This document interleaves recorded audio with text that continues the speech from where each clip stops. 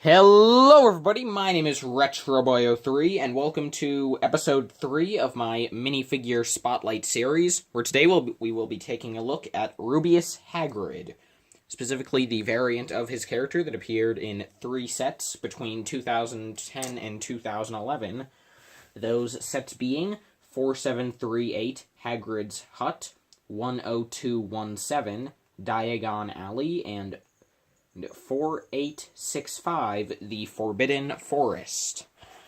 And if you're going to ask in the comments whether or not this guy really qualifies as a minifigure, the answer is, well, you see, this is my segment on my channel, and I say Hagrid is a minifigure. But anyway, let's start taking a look at this guy. First, starting with just the front look at him, you can see that I think he captures the look of Hagrid rather well. I mean, if you've seen the new 2018 Hagrid, I think that one is marginally more accurate to how the character looks, but I feel as though this guy really personifies, I guess, the personality of Hagrid. Personifies the personality. That's an odd way of saying it, but yeah, I just feel so this figure really helps to show the personality of Hagrid, even if it's not exactly a one-to-one representation of his character. I feel as though the beard piece is really nicely molded, although it is unfortunately rubber, although I am actually kind of glad of that, because if it was plastic, then it might be scraping up against the torso, which it kind of directly attaches onto. There really isn't any sort of gap there. And I do like how on this guy the beard actually does go down quite a bit onto the torso. On the new one, it kind of stops only a bit below the mouth, and I do prefer this design for the beard. I just feel as though the color of the beard and everything else is better on the new version. And heck, even the shape of the beard might be less accurate here, but I don't know. I just think this beard really works for Hagrid, and LEGO has been using this design since 2001, if I am correct. Actually, I don't think I am correct. I think of it. Let me just check here, and, yeah, I was wrong. Well, no, I mean, it looks like LEGO's been using this beard since 2001, except it looks like back then it might have been plastic instead of rubber. But anyway, I feel as though the print on his torso, well, really just his entire body piece, it is just one piece, but that does look very nice with the design for the coat, as well as the overcoat. I think it's nicely detailed. I like the dark red in there. It creates a bit of a nice highlight. And the belt is quite nice, and overall I do like this design for Hagrid's coat. Now, I feel as though Hagrid's arms, sorry about that, but as I was saying, I feel as though that the one thing that's a bit odd about this figure is the arms, as, well, the arms themselves look pretty nice. I mean, they're as thick as they should be, and they are slightly longer than a normal minifig arm, which is pretty nice. However, time for a bit of a history lesson. These arms were not designed for Hagrid. These were actually designed for a sub-theme that LEGO created in 2004 called LEGO 4+. Basically, the 2004 equivalent of LEGO Juniors. And while those sets did have much simpler building styles, possibly the weirdest and most hated part of those sets was that they had really weird figures. For example, if you've seen Jack Stone, yeah, Hagrid has those arms. And the problem is that if we turn this guy to the side, Hagrid has fingers. A LEGO minifigure with fingers. This is, and I just knocked him off the stand, this is horrifying. Now, I don't know what possessed LEGO to make the 4+ minifigs have fingers, but now Hagrid has them. And I know what you're thinking. Oh, just pull the hands out and swap them with normal minifig hands. Yeah, well, these don't come out. These are part of the arm. And, well, I mean, they probably could come out, but I don't have I'm not strong enough to pull them out, and I'm pretty sure that would ruin the arm anyway, so I'm not going to do that. But, yeah, that's just really disappointing. And honestly, like, that's my biggest problem with this Hagrid. And while the new Hagrid in 2018 is really great for a ton of reasons, my favorite thing about him is that he has normal minifig hands. So we can finally have just a normal-looking Hagrid minifig that doesn't look super odd compared to all the characters around it.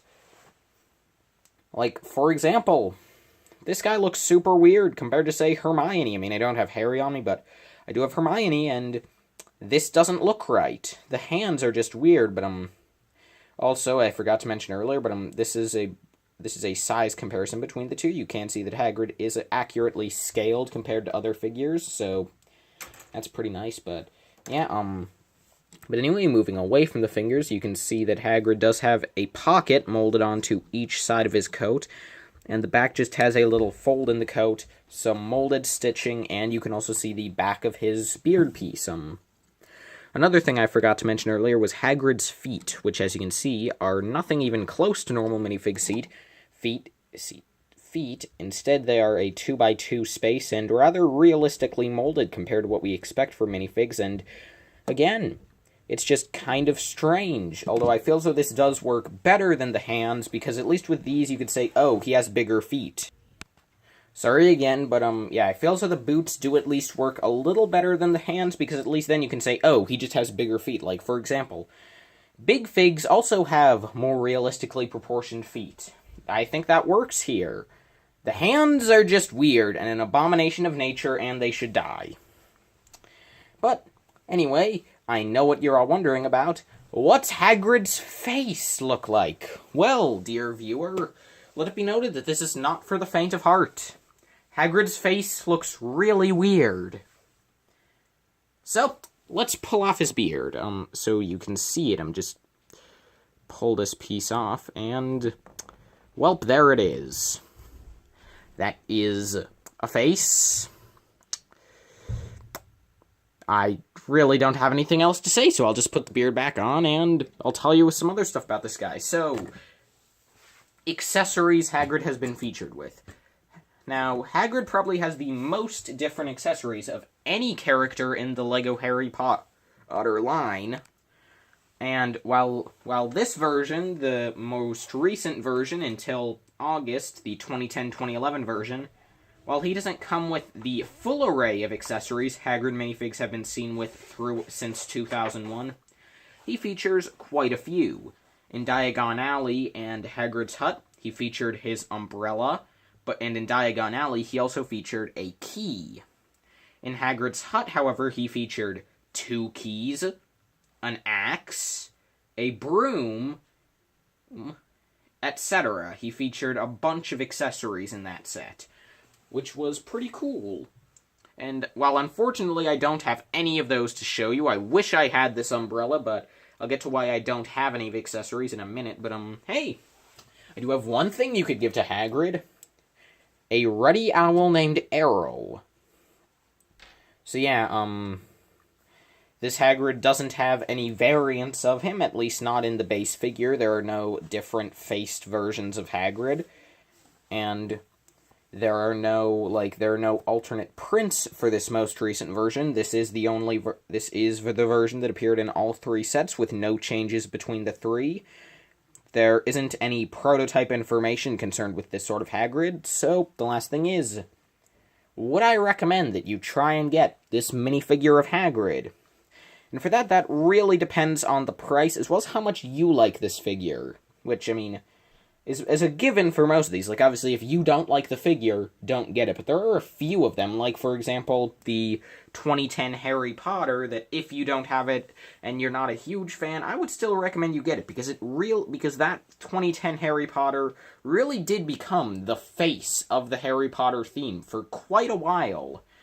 And even though now there is a new Harry minifig coming this August, something tells me that the 2010 Harry Potter will still be remembered as the LEGO Harry Potter for years to come, because it's just so iconic. It obviously, like, there haven't been any actual, like, Harry Potter sets since 2011, so the 2010 Harry has had a lot of time to cement itself as LEGO Harry Potter.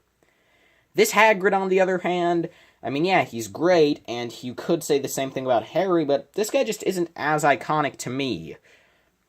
But, now, I actually got my Hagrid second-hand a few years back. At the beginning of 2014, I was at the unofficial LEGO Museum in Bel Air, Ohio, and they had this Hagrid for sale for $10.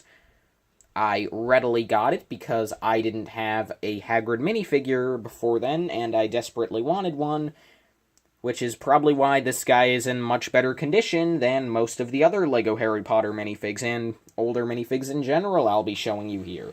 Because I got him in mint condition, second-hand, and since I got him in 2014 rather than 2010 when I got most of my other Harry Potter minifigs, 2010, 2011, this guy's just in much better condition than the rest because I haven't really played with him that much.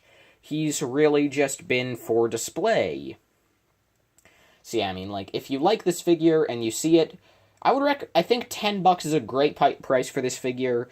Maybe $15 is pushing it a little. I'd say $20 is the max you should pay for this guy unless you really like him. But yeah, I mean, that's really all I have to say in this video on this Hagrid. Thank you all so much for watching, and I will see all of you in the next video. Farewell.